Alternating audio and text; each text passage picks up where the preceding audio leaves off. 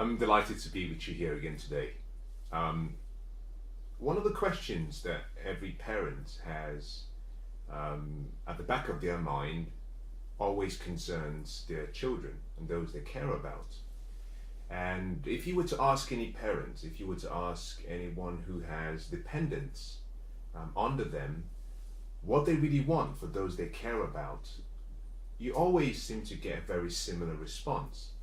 You know, number one, they want us to be happy, they want us to be healthy, and they want us to be prosperous. And by prosperous, I am referring to they want us to be able to achieve our financial dreams and goals. They want us to live in means. Now, although our parents and our guardians have this insatiable appetite and insatiable level of care and attention for us, and they have these wishes and prayers in their hearts for us, my question is really, why is it that our lives are never really a reflection of those prayers and those wishes and those goodwill words that we tend to hear from a lot of parents? Well, that question led me to a study, and that study has somehow fueled what I have as a passion now, which is about personal development and learning, continuous learning. And part of my life today is filled with finding solutions and finding ways, not really always to educate myself, but finding ways to empower myself to do what I need to do to achieve my dreams and goals. And part of that journey means that I learn, I study, I apply, I get the results, and then I share it. So every time I come before you and I make a video, it's really me getting past a breakthrough moment where some knowledge that I once never really understood, that I was able to comprehend that knowledge, understand the knowledge, and then I applied the knowledge. I got the results I expected, and sometimes I got much more than I expected.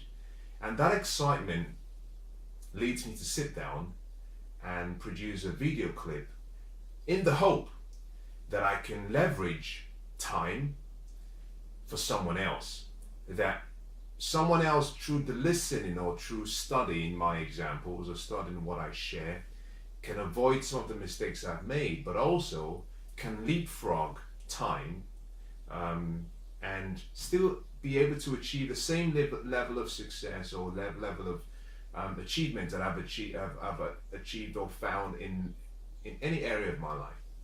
And so in today's session, what I want to talk about is something a little bit deep. I use the word deep because I'm not going to be dealing with anything on the surface right now. I'm going to be talking about something that will require your attention. I believe that if you listen, if you're open, that it could change your life. As a matter of fact, I do not really want you to simply accept what I share with you. Similarly, I don't want you to reject it. I want you to be open to it. But whilst you listen to me, if there is something that I say that strikes a chord somewhere, or if there is something I say that resonates with you, I want you to make a decision within yourself that you will explore that feeling you have, that you would perhaps take what I've shared with you, or that you would take what your inner self is saying to you as a result of the words from me, and that you would apply it to your life and see how far that can lead you. Because at the end of the day, I have one mission statement. My mission statement is simply to help people, to help you, number one, discover your purpose, because I think that is where true joy and happiness begins, knowing what you were born for. Number two, to reach your potential, which is pushing yourself to your highest limits and fulfilling the greatness that lies in you. But also to help you find success. And that is success in three ways. Number one deals with achievement and how you can start to grow, progress, and develop yourself to become the great person that you are. Secondly, fulfillment, which deals with how to live, how to find happiness, how to find joy, how to find peace, how to be in love. And finally, number three is how to live a great life, which is how do you design and fashion for yourself the good life. And some of the things I teach often comes from my books. I'm an author of 4 books. I've written 5 books. I've published 4 books. My 5th book is due to be out in about 4 or 5 weeks. But today let's talk about something that is not really taught in schools. You see, I grew up under the guardianship of a great father, but also an amazing mother. And I retired at the age of 33 because I got myself to a place where I was financially independent and I could live from the income of my investments. And what that did for me was give me the opportunity to buy back time. As a matter of fact, the year I retired was the same year that my father retired, and we retired approximately 2 or 3 months from each other. I believe it was 2 months. My father was 65, I was 33. And what that really made me understand was that technically that I had literally bought back about 32 years of my life based on the standard retirement age. And one of the questions I asked myself was, now that I no longer had to work for necessity or work for money, now how do I want to spend the rest of my life? What do I want to do? Now, over the last few years, I've spent some time reviewing my past life, but also making plans for how I want to live the rest of my life. And part of the reflection drew me to a very startling conclusion, and that is what I want to share with you. We have 7 billion people alive today. If you travel to Africa, if you travel to Asia, if you travel to the United States or America, if you travel to various parts of Europe, if you travel to any place on earth, one of the things you come to the realization is that when you take away all of the external surfacing, which has to do with what you look like, your name, your level of education, when you go on the inside, one of the things I found is that we're all the same. And that shouldn't be quite difficult to accept because we're from the same source. And therefore, there are very unique qualities that we have, though distinct, are still founded on the same, what I would call ingredients from the same source. One of the things I discovered was that who we are is really a function of our self-image. And that is what I want to talk to you about. And that's something that might, for some people, it might be a little bit irritating. For some others, it might be refreshing. And for a few, it will be liberating. Now, I hope that you will find yourself and you will place yourself in that category where you find it liberating, because over the next few minutes, what you hear could literally change your life. To understand the power of your self-image, I want to tell you a story. If you've ever heard of the book Cybernetics, it's by a very brilliant surgeon, a doctor called Maxwell Maltz. He was a plastic surgeon who wrote a book, and he came across what I would consider to have been a breakthrough in human psychology. He discovered that although he spent the best hours and he put in the best amount of skill in a lot of his cosmetic surgery operations, he found that when he had people who had physical scars, they had deformations in their faces or parts of their body as a result of either an accident or they were born that way.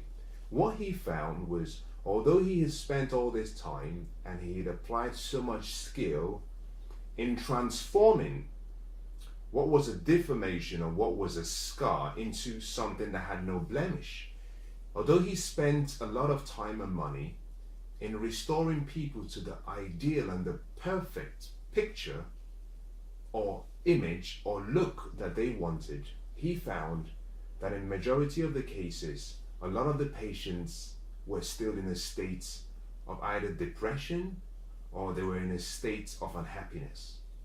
Now, he looked into this in more detail, and what he found was that although you can spend a lot of time painting the external part of a building, and I'm using that as a metaphor now, until you go on the inside and start to change the furniture and start to change the layout, nothing changes. You see, he found that the people will always act like the picture they have about themselves.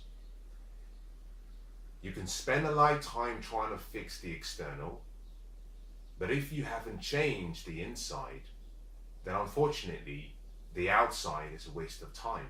And that is a fundamental lesson in life. In so many parts of my life, I look back and I laugh, because now I have the understanding, which I never had before. But there were times in my life where I felt all I had to do was dress in a certain way. All I had to do was speak in a certain way to be accepted. All I had to do was associate and live my life based on other people's standards so that I could be accepted. And time has shown, and the more I've learned, the more I've come to the understanding that who I am is not dependent on what people think and the opinions of other people. And people's opinions and standards and views about me was not meant to be any of my business. And that is important. And I share this because when I look back, when I took time to review my life, my past, I came to the understanding that everything that I believed about myself and what I had as my self-image was something I inherited. I look back and I realized that when I was born, I had no beliefs. I had no self-image.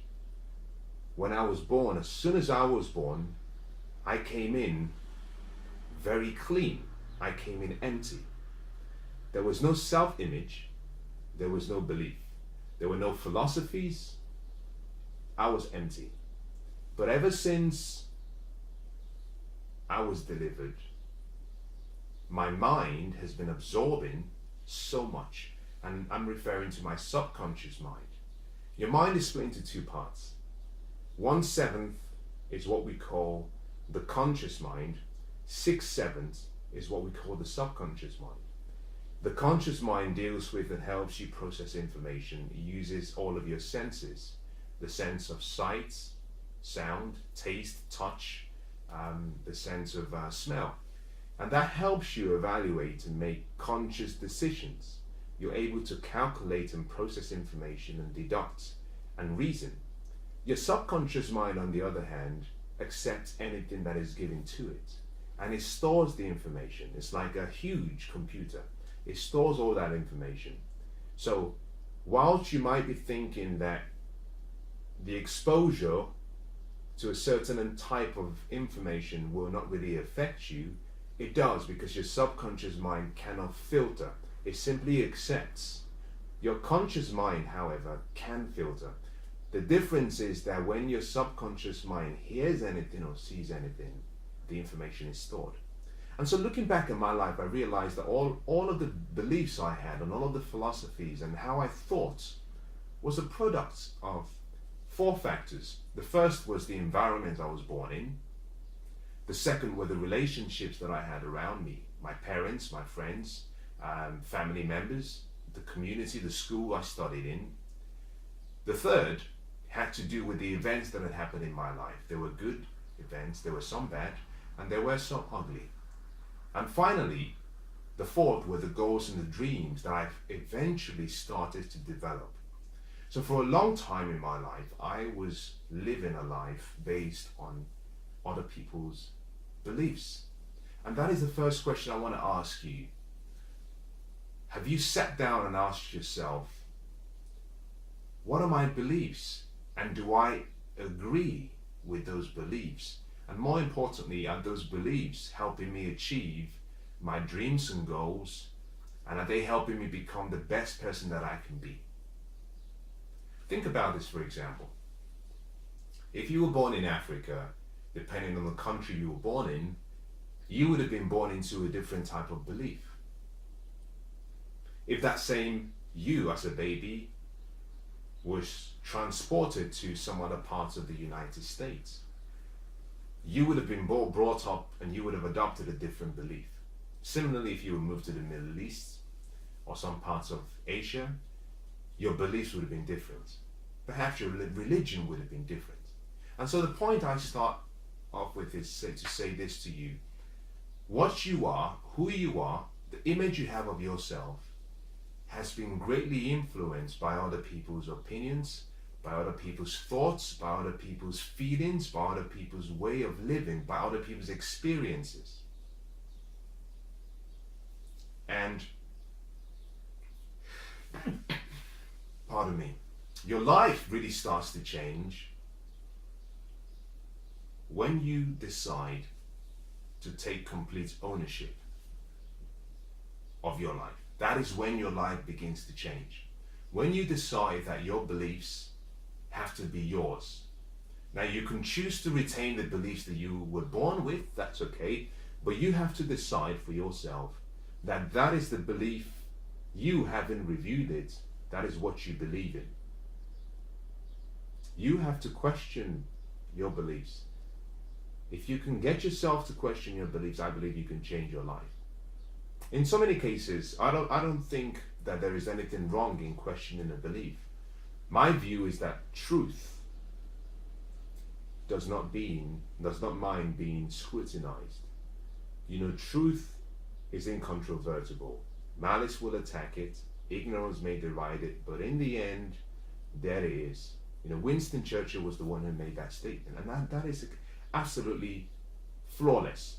Truth does not mind being scrutinized. So if your beliefs are true, then there shouldn't be a problem with you having your beliefs questioned.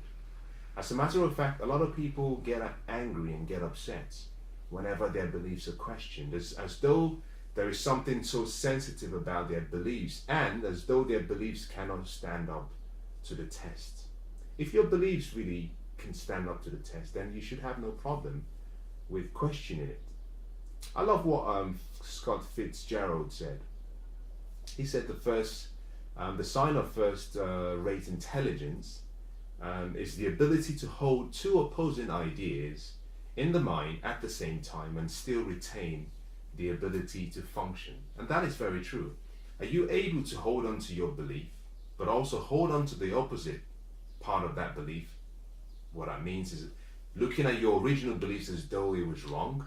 Can you hold both in your mind at the same time and still function? Because that is a sign of first-rate intelligence. So your self-belief affects your self-image. The picture you have about yourself decides who you are and who you become. You probably have dreams and goals, like I do.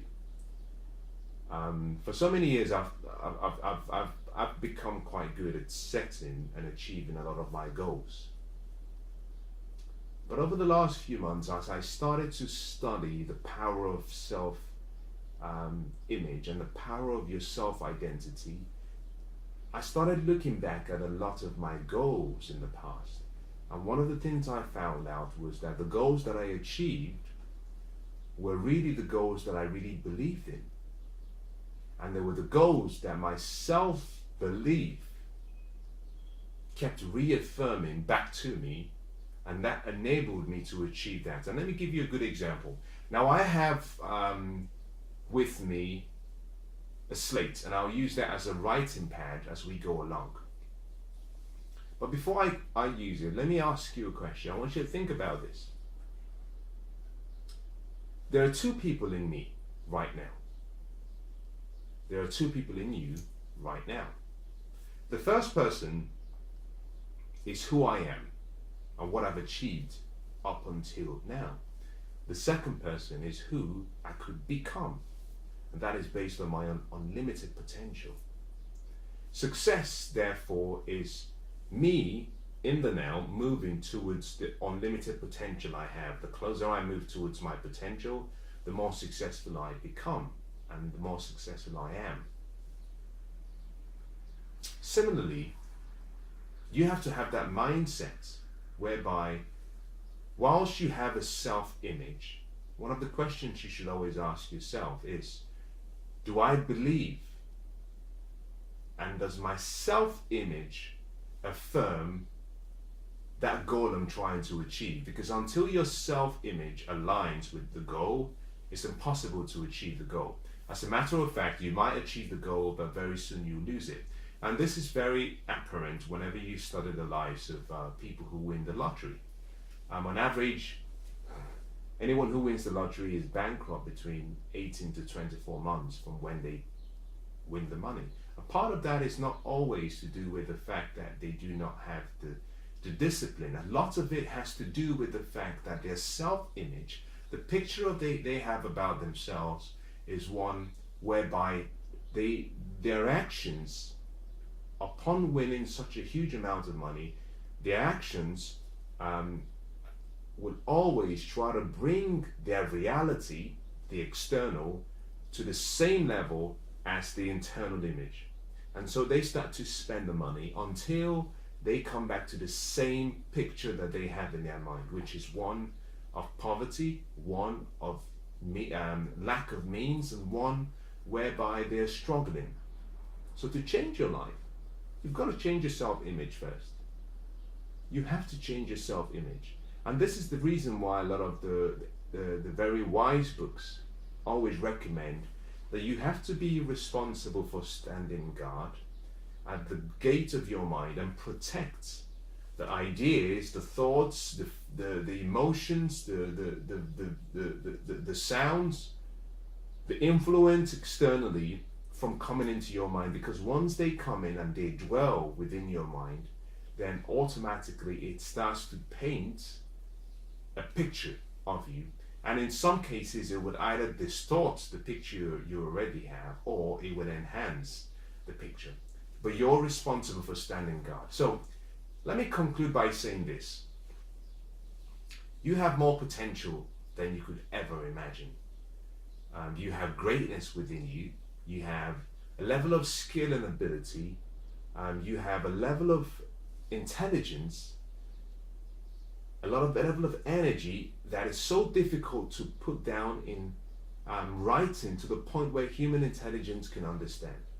But although you have all of these gifts, and although you're connected to the supreme source, which some people call God, some people call it infinite intelligence, science might call it the law. Although you have all that potential, it means nothing without a strong and an empowering self-image. No matter what you achieve on the outside, you will always behave like the person that you see yourself to be on the inside. So to change your life, change your image first.